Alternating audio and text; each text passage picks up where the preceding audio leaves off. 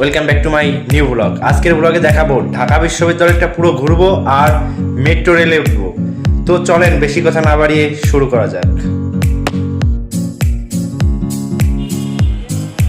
আমি এখন আছি মিরপুর 1-এ। এখান থেকে ডাইরেক্ট বাসে করে আমাকে ঢাকা বিশ্ববিদ্যালয়তে চলে যেতে হবে।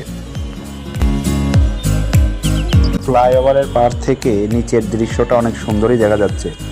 বড় বড় বিল্ডিংগুলো সব ফুটে উঠেছে, একদম অনেক সুন্দর। আমি এখান থেকে যদি বাসে যাই তাহলে আমার মিনিমাম 2 ঘন্টা সময় লাগবে।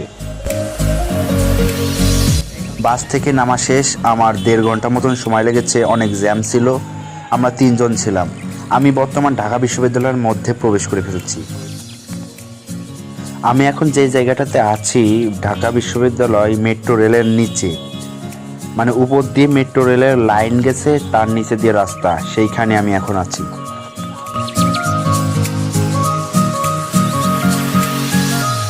আশেপাশে অনেক সুন্দর সুন্দর ডিজাইনের অনেক কিছু ছিল দেখার।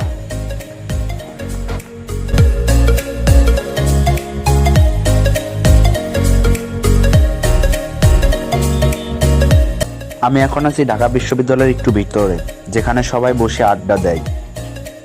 আড্ডা দেওয়ার অনেক জায়গায় আছে, এটা একটা। চারিপাশে শুধু সবুজ আর সবুজ, গাছপালায় পরিপূর্ণ। এইসব জায়গাতে বেশিরভাগই শুটিং করা হয়।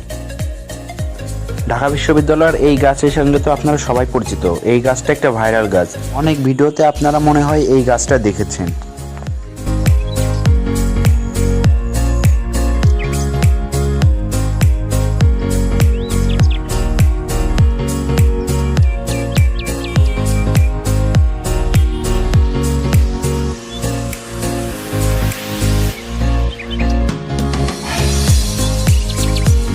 বাইরের পরিবেশ এবং রাস্তা দেখে মনে হচ্ছে যে আমি একদম বাইরের শহরে চলে আসছি।